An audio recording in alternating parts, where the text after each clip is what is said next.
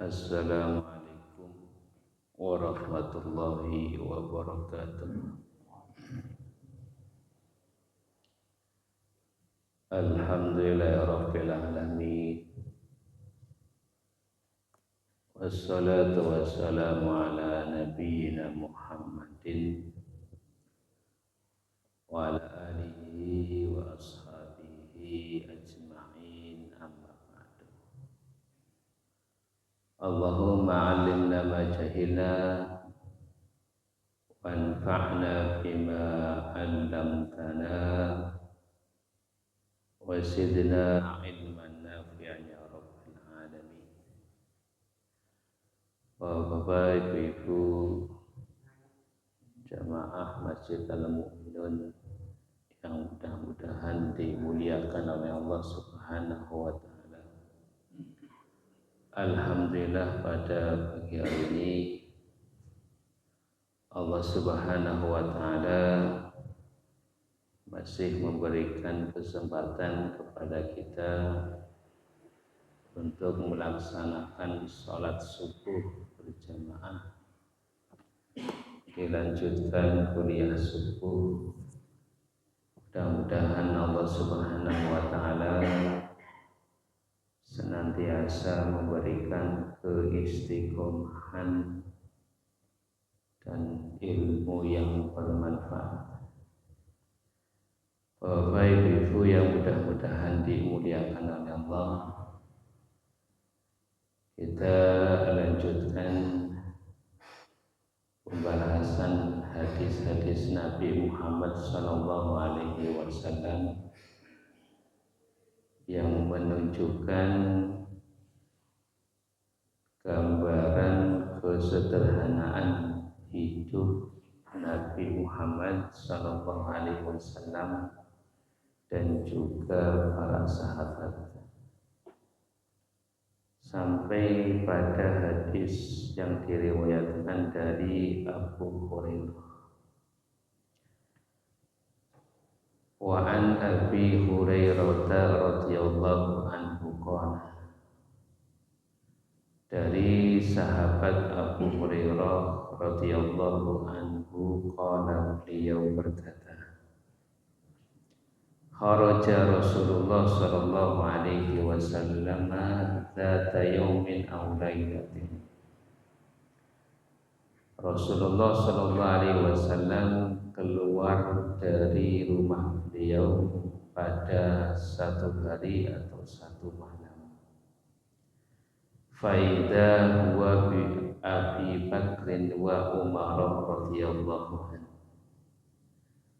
Kemudian ketika beliau keluar, beliau menjumpai sahabat Abu Bakar dan sahabat Umar. Jadi Nabi Muhammad SAW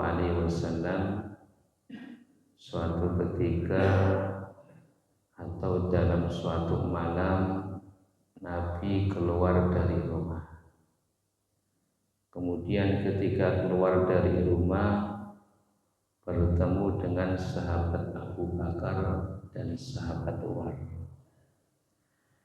Faqala, kemudian Nabi Muhammad SAW bertanya kepada Abu Bakar dan sahabat Umar, ma akhrajakuma min buyutikuma hadhihi sa'ah. Apa yang menjadikan kalian berdua keluar dari rumah kalian pada saat seperti ini? Qala,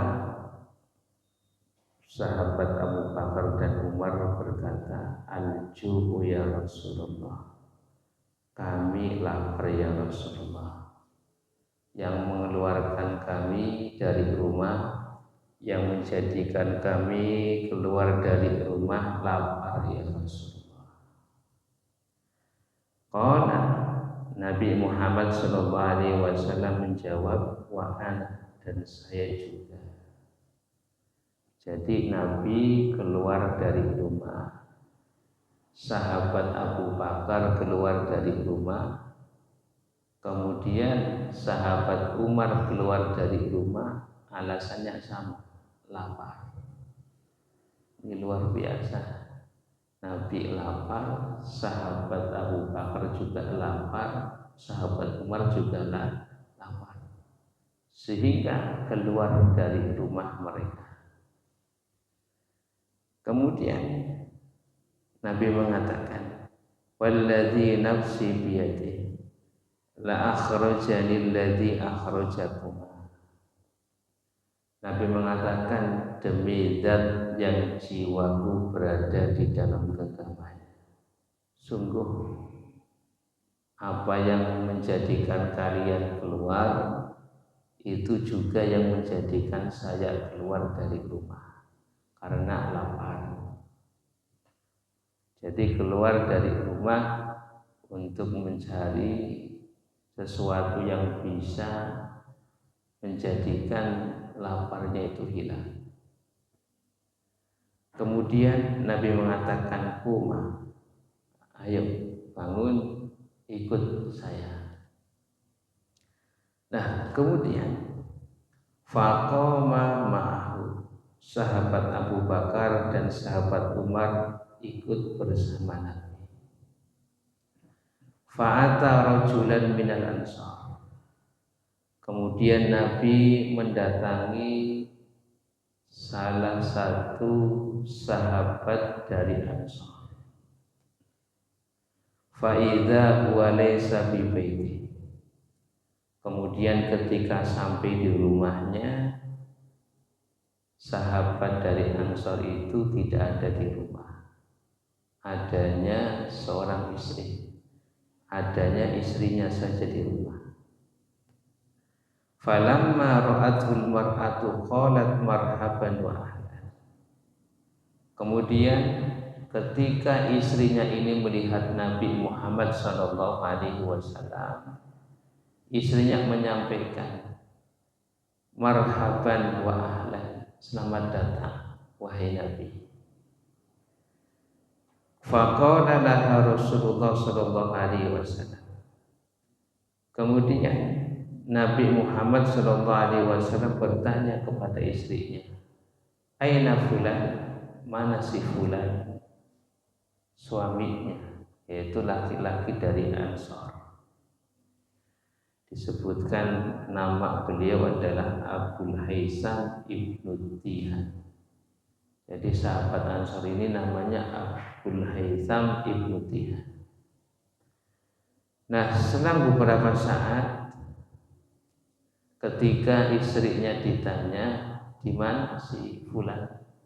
Istrinya menjawab, "Idzahaba yasta'dzibu lanal ma." Suami saya pergi mencari air. Karena dulu itu kalau hidup di tengah padang pasir atau pada zaman dulu itu ada air yang memang menjadikan sumber dijadikan untuk minum dan makan. Jadi suaminya ini sedang cari air. Nah, kemudian irja al-ansori, selang beberapa saat kemudian sahabat Ansor ini datang. Ketika datang ke rumah, fanadhara ila Rasulillah sallallahu alaihi wasallam wa sahibai, tsumma qala alhamdulillah ma ahadun al-yawma akrama adyafan minni. Ketika pulang ke rumah, melihat Rasulullah sallallahu alaihi wasallam dan melihat dua sahabat beliau yang sangat mulia, yaitu sahabat Abu Bakar dan sahabat Umar, maka laki-laki dari Ansor ini mengatakan, alhamdulillah, segala puji bagi Allah. Tidak ada seseorang pun pada hari ini yang memiliki tamu yang sangat mulia selain aku. Kemudian apa yang dilakukan laki-laki dari Ansor ini? Fantolako faja'ahum bi'idkin, fihi busrun wa tamrun warutobun. Kemudian laki-laki ini membawa satu keranjang yang berisi kurma busrun. Kurma busrun ini adalah kurma yang matang dari buahnya. Jadi sebelum dipetik ini sudah matang. Watamrun dan kurma yang sudah kering, warutobun dan kurma basah. Jadi sahabat Ansor ini ketika melihat Nabi dan juga sahabat Nabi yang bernama Abu Bakar dan sahabat Umar, laki-laki ini menyuguhkan apa? Menyuguhkan satu keranjang yang berisi kurma, baik itu kurma yang matang dari buahnya, baik itu kurma yang kering atau kurma yang masih basah, disuguhkan kepada Nabi Muhammad dan sahabat Abu Bakar dan sahabat Umar. Faqala, kemudian laki-laki ini berkata, "Kul, makanlah wahai Nabi, makanlah wahai sahabat Abu Bakar, dan makanlah wahai sahabat Umar." Kemudian wa akhadzal mudyata, laki-laki ini ambil pisau untuk menyembelih kambing. Faqala lahu Rasulullah sallallahu alaihi wasallam, iyyaka wal haluba. Kata Nabi, kalau mau menyembelih kambing, tolong jangan kambing yang sedang menyusui. Jangan kambing yang sedang menyusui. Kalau kambing yang sedang menyusui, kasih anak-anaknya. Kalau kambing yang sedang menyusui itu biasanya dagingnya sedikit, kasih anak-anaknya. Kemudian laki-laki ini menyembelih seekor kambing. Fadzabaha lakum, laki-laki ini menyembelih seekor kambing. Fa'akalu minasyati wa min dzalikal idki wasyaribu. Kemudian ketika kambing ini disembelih, kemudian disuguhkan kepada Nabi Muhammad SAW dan sahabat Abu Bakar dan sahabat Umar. Kemudian Nabi Muhammad SAW makan kambing, kemudian minum susu. Kemudian Nabi Muhammad SAW dan sahabat Abu Bakar dan sahabat Umar itu makan kurma. Falamma ansyabi'u, kemudian setelah Nabi Muhammad, sahabat Abu Bakar, sahabat Umar kenyang dan mereka sudah kenyang makan dan kenyang minum, qala Rasulullah sallallahu alaihi wasallam di Abi Bakr wa Umar. Nabi Muhammad sallallahu alaihi wasallam mengatakan kepada sahabat Abu Bakar dan sahabat Umar, walladzi nafsi biyadihi, demi zat yang jiwaku berada di genggamannya, latus adunna an hadzal na'imi yaumal qiyamah, kalian akan ditanya tentang nikmat ini pada hari kiamat. Akhrajakum min buyutikumul ju', telah mengeluarkan kalian dari rumah-rumah kalian al-ju'u, rasa lapar. Tsumma lam tarji'u hatta saubakum hadzal na'im, kemudian tidaklah kalian kembali sampai engkau mendapatkan nikmat ini. Artinya kisah ini menunjukkan bahwasanya kehidupan para sahabat itu kehidupan yang sederhana, sering lapar. Karena lapar, sahabat Abu Bakar, sahabat Umar, dan bahkan Nabi sendiri itu keluar dari rumah. Kemudian ketika keluar dari rumah, mereka itu tidak diam saja. Mereka itu asbul asbab, mencari sebab, datang ke rumah salah seorang sahabat Ansor. ketika datang ke rumah sahabat Ansar, kemudian yang menjumpai adalah istrinya. Kemudian ketika ditanya, sahabat Ansar ini sedang mencari air. Selang beberapa saat sahabat Ansar ini datang. Kemudian ketika sahabat Ansar ini datang melihat Nabi Muhammad SAW, beliau ini sangat senang karena kedatangan Nabi dan kedua sahabatnya yang mulia. Kemudian sahabat Ansar ini menyediakan kurma, bahkan menyembelihkan kambing untuk Nabi dan kedua sahabat beliau yang sangat mulia. Setelah sahabat Nabi, sahabat Umar, sahabat Abu Bakar dan Nabi Muhammad SAW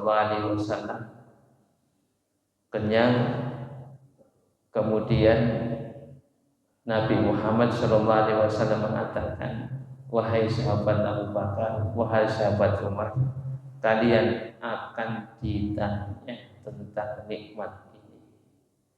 Kalian keluar dari rumah dalam keadaan lapar, kemudian kalian keluar dari rumah dalam keadaan lapar dan pulang dalam keadaan kenyang. Ini akan ditanya oleh Allah Subhanahu wa Ta'ala.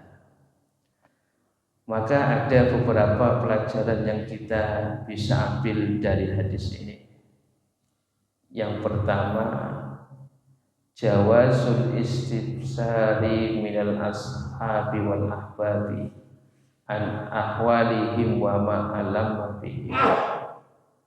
Bolehnya kita itu bertanya tentang keadaan yang menimpa sahabat kita atau keluarga kita.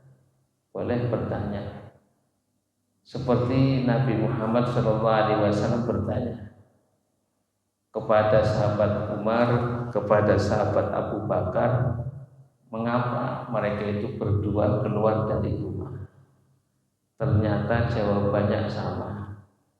Ketika keluar dari rumah, seperti Nabi juga itu keluar dari rumah, jawabannya sama, yaitu rasa lapar.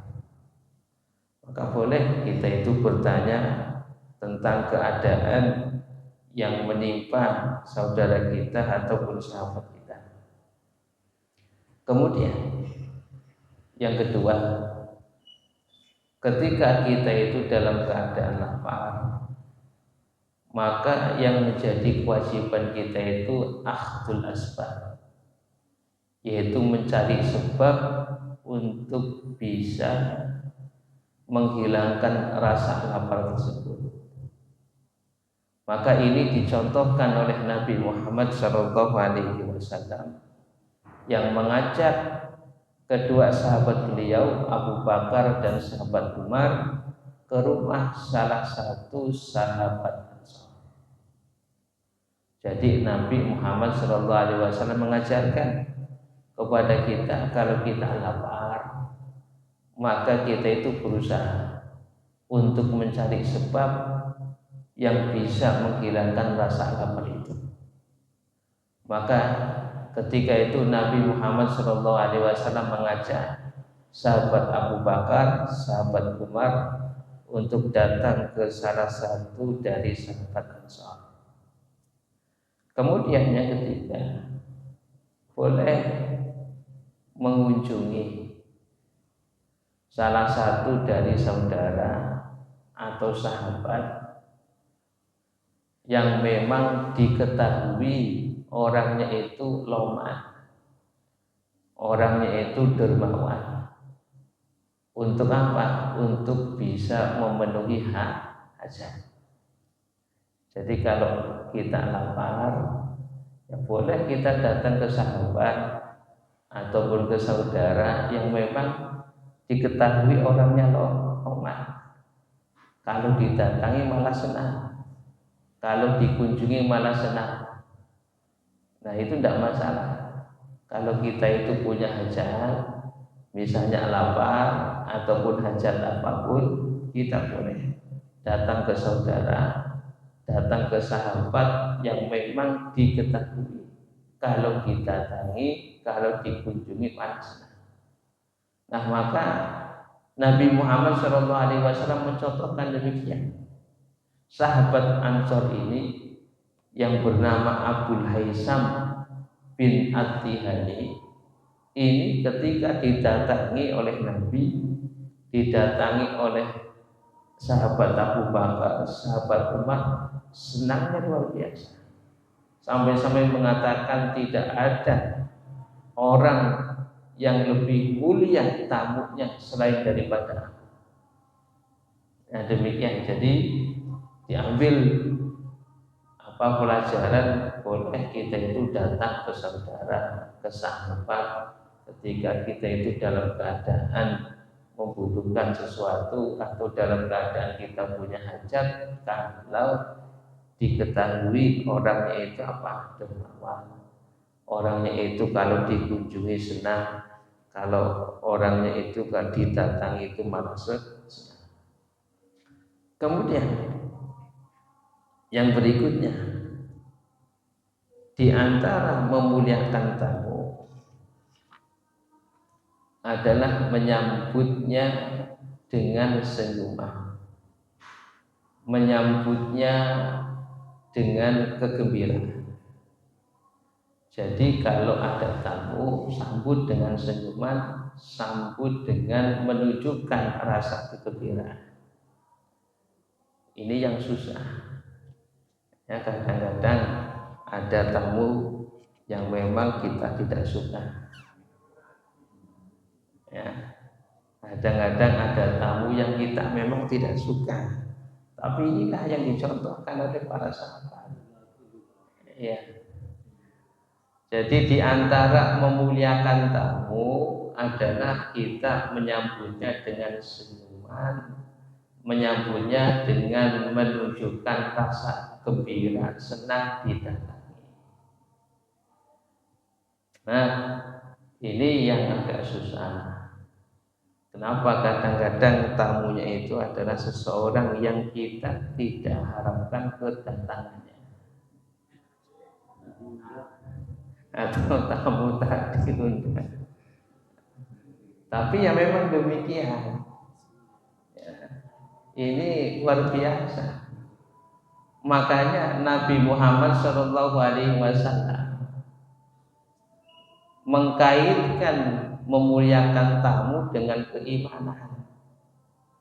Man kana yu'minu billahi wal yawmil akhir falyukrim dhaifahu. Karena perkara memuliakan tamu itu ya diantaranya adalah menunjukkan rasa gembira, rasa senang dengan senyuman. Maka karena ini perkara-perkara yang memang hati, Nabi mengkaitkan dengan keimanan. Nah makanya diantara memuliakan tamu adalah menyambutnya dengan senyuman atau menunjukkan rasa gembira. Nah kemudian Bapak Ibu yang mudah-mudahan dimuliakan oleh Allah Subhanahu wa Ta'ala, pelajaran berikutnya berkaitan dengan masalah hukum fikih, bolehnya seorang istri untuk menyediakan makanan untuk tamu suaminya selama ya terhindar dari fitnah, selama tertutup aurat. Boleh, artinya seorang istri boleh menyediakan makanan ataupun hidangan untuk tamu suaminya. Yang ketika suaminya ada tamu, istrinya yang menyediakan hidangan itu tidak mengapa, selama terhindar dari fitnah dan juga tertutup aurat. Maka sebagaimana yang disebutkan dalam hadis ini, ya, istri dari sahabat Abul Haisam ini yang menyediakan suguhan-suguhan yang dibutuhkan oleh Nabi Muhammad SAW dan sahabat Abu Bakar dan sahabat Umar. Ya, kalau memang suaminya itu ada. Kalau suaminya itu belum ada, dan tamunya ini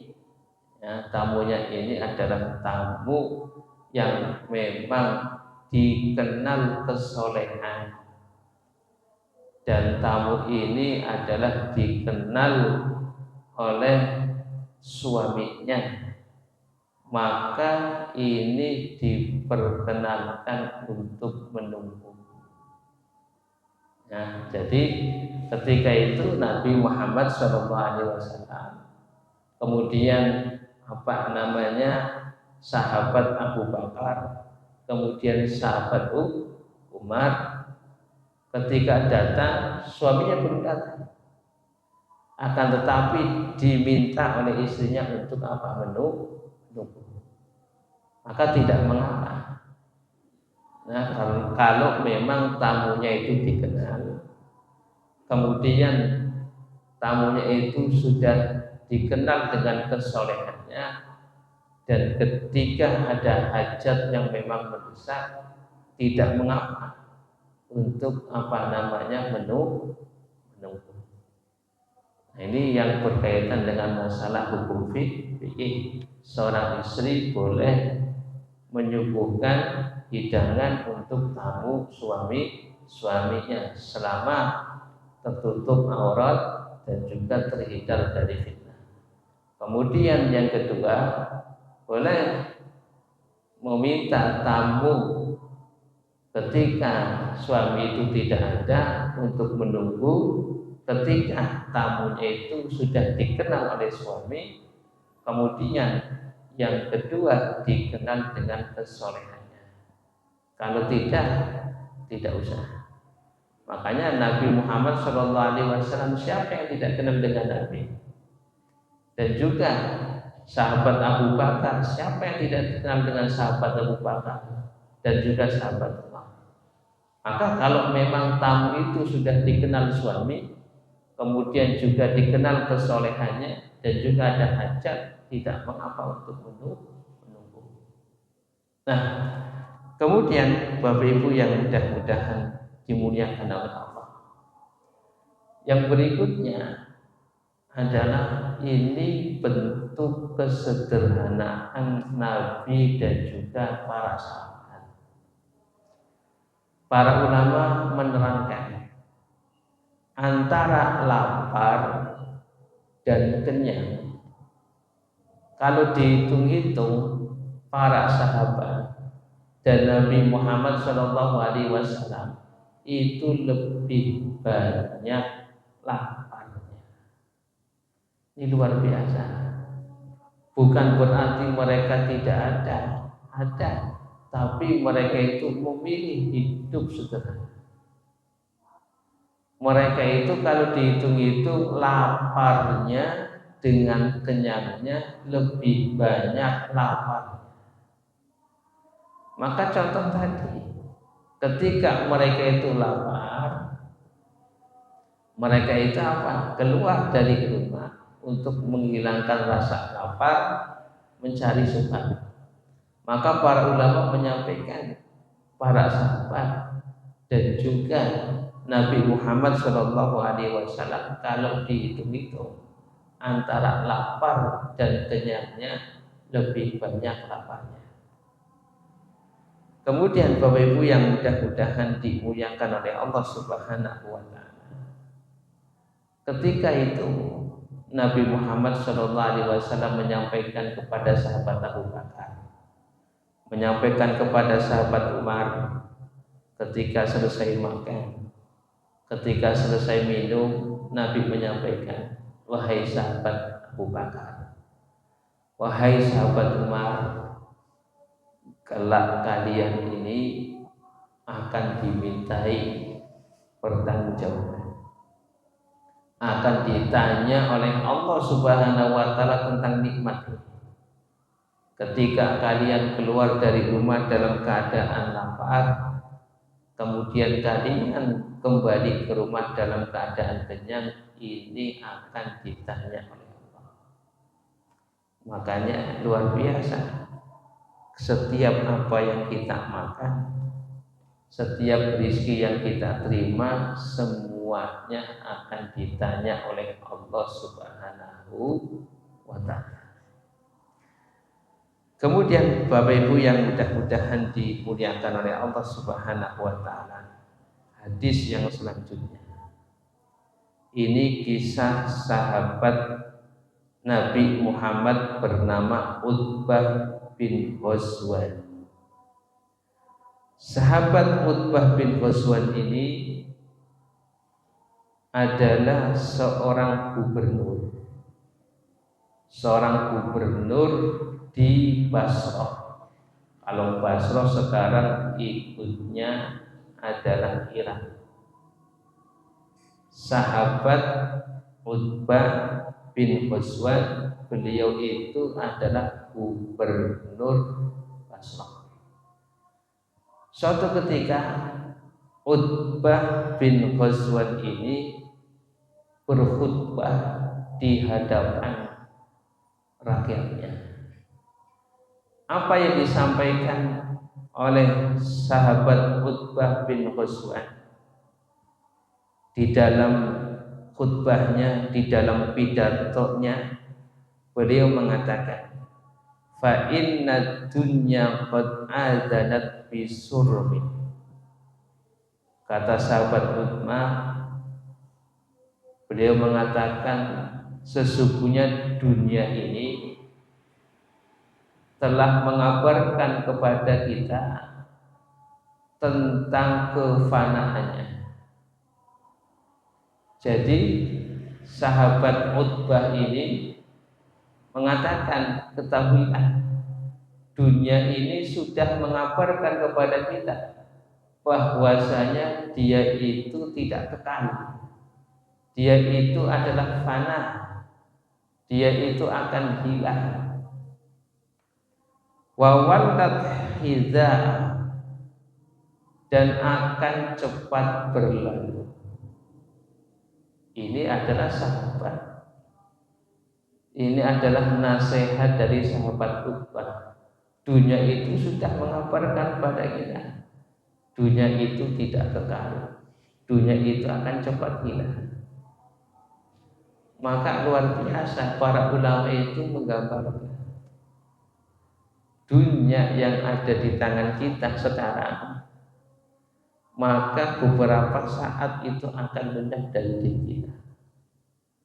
Dunia yang ada pada hari ini besok juga akan habis. Dunia yang kita dapat hari ini besok itu akan semakin berkurang dan semua akan habis. Kata sahabat Utbah demikian. Walam yabqa minha illa subabatun kasubabatil ina iyatasabbuha sahibuha. Kata sahabat Utbah, dan tidaklah tersisa dari dunia yang kita miliki kecuali seperti tetesan air yang di dalam bejana yang dikumpulkan oleh pemilik. Jadi dunia yang sekarang kita miliki, hakikatnya yang kita miliki itu adalah seperti tetesan air yang ada di dalam bejana yang kita kumpulkan, hanya itu. Apa yang kita makan, apa yang kita pakai, apa yang kita sedekahkan, itu adalah hakikat dari dunia yang kita miliki. Apa yang kita makan dengan apa yang kita dapat, kira-kira lebih banyak mana? Apa yang kita dapat lebih banyak? Apa yang kita pakai dan apa yang kita dapat, kira-kira lebih banyak mana? Lebih banyak yang kita dapat. Dan apa yang kita sedekahkan dengan apa yang kita dapat, itu lebih banyak apa yang kita dapat. Maka dunia itu tidaklah tersisa kecuali seperti tetesan-tetesan air yang terkumpul dalam bejana yang dikumpulkan oleh pemiliknya. Nah, makanya sahabat Utbah ini mengatakan wa innakum muntakiluna minha ila darin nasawala. Ketahuilah sesungguhnya kalian akan pindah ke suatu negeri yang tidak akan fana, ke suatu negeri yang akan kekal selama-lamanya, yaitu negeri akhirat. Fantakilu bi khairi ma bi hadratikum, maka pindahlah kalian dari negeri dunia ke negeri akhirat dengan membawa bekal sebaik-baiknya. Oh, luar biasa. Kalau ada gubernur khutbah pidato seperti ini, kira-kira gubernur ini soleh apa enggak? Soleh apa enggak? Soleh.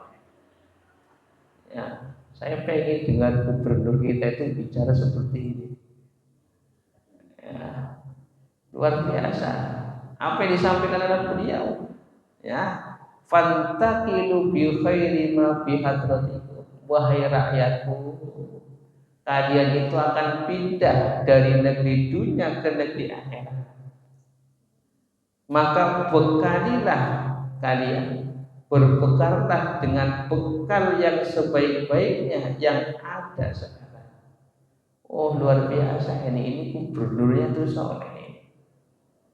Ya, gubernur yang soleh ini mengajak rakyat demikian. Ya, mengajak rakyat untuk ingat akhirat, mengajak rakyat itu ingat kepada Allah, mengajak rakyat untuk beribadah kepada Allah. Berbekallah kalian dengan sebaik-baik bekal yang kalian kumpulkan apa yang dihadapkan kalian. Mumpung masih ada di dunia, carilah bekal sebanyak-banyaknya untuk kehidupan nanti di akhirat. Ini luar biasa. Ya, maka kalau ada caleg yang berpidato seperti ini, ya dipilih, ya, tapi bisa lewat. Luar biasa. Nah, kemudian apa yang dikatakan oleh sahabat Utbah? Beliau menerangkan tentang dalamnya jurang neraka jahanam. Fa innahu dzukira lana annal hajara yulqa min syafiri jahannam fayahwi fiha sab'ina aman la yutraku laha qa'ran. Kata sahabat Utbah, ketahuilah sekiranya ada satu batu yang dilempar ke dalam jurang neraka jahanam, maka batu itu akan meluncur ke dalam jurang selama 70 tahun. Dan 70 tahun itu belum sampai kepada dasar jurang. Berarti dalam apa enggak? Ya, jero apa jero?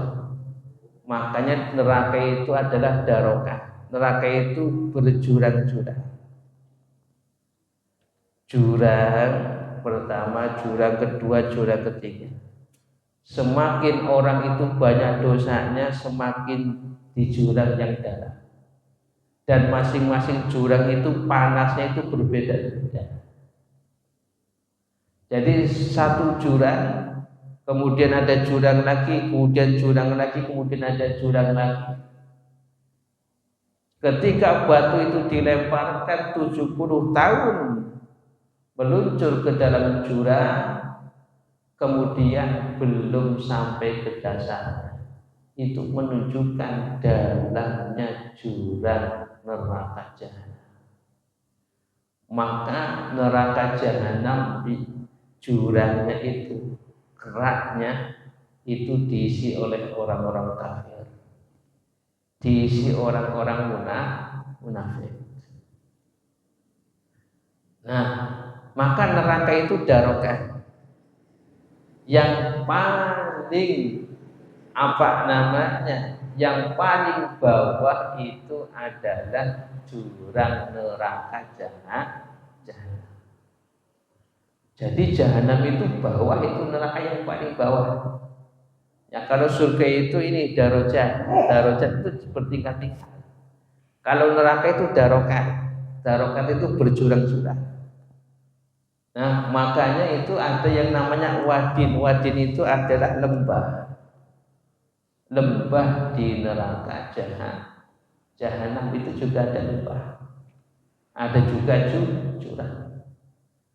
Nah semakin dalam itu semakin panas. Kata sahabat Utbah, ingatlah bagaimana dalamnya jurang neraka jahanam. Ketika batu dilemparkan ke dalam jurang neraka jahanam, kemudian meluncur selama 70 tahun, itu belum sampai ke dalam dasarnya. Kemudian sahabat Utbah mengatakan, wallahi la tumla'anna afa'ajibtu. Demi Allah, neraka itu akan dipenuhi dengan orang-orang.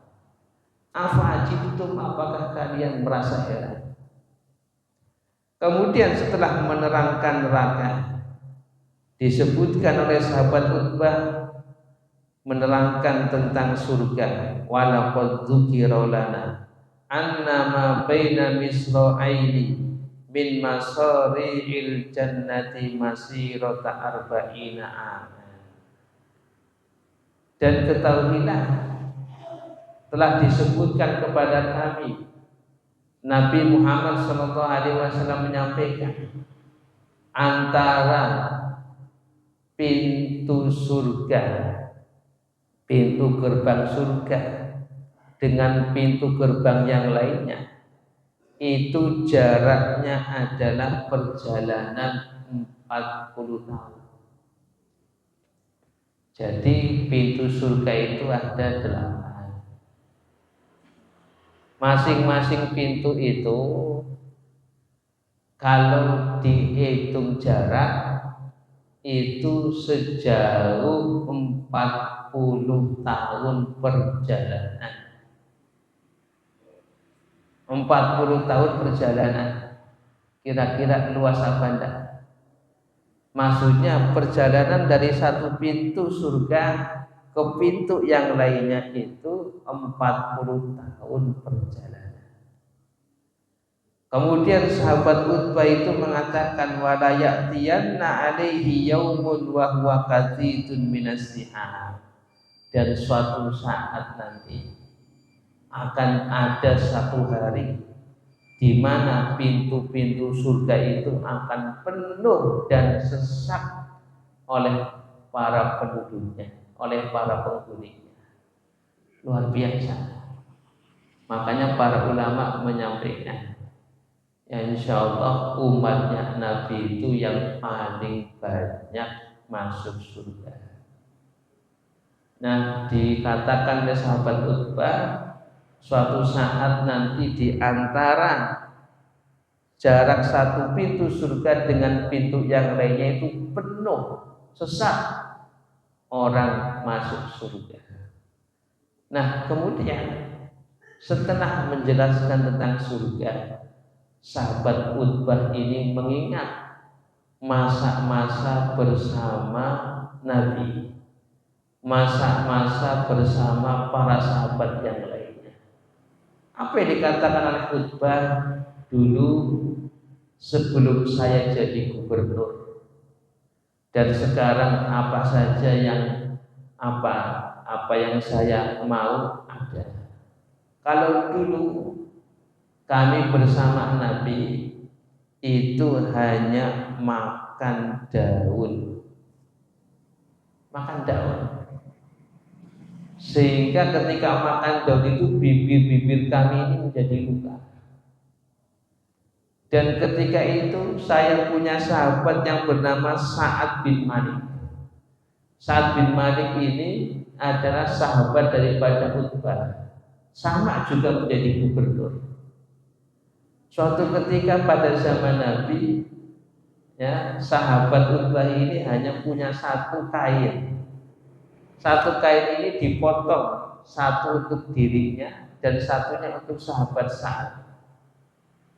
Nah, yang mana digunakan hanya untuk menutupi antara pusar dan lutut.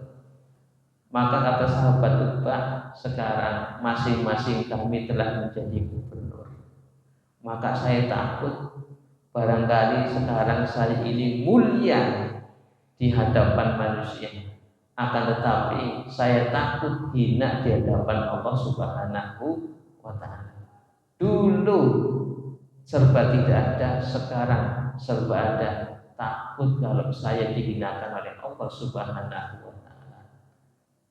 Itulah kehidupan sederhana para sahabat. Hanya punya satu kain, cukup menutupi pusar dan lutut. Nah, itu saja bisa saya sampaikan. Mudah-mudahan sedikit ini bisa bermanfaat. Saya akhiri, subhanakallahumma bihamdika asyhadu an la ilaha illa anta astaghfiruka wa atubu ilaik. Assalamualaikum warahmatullahi wabarakatuh.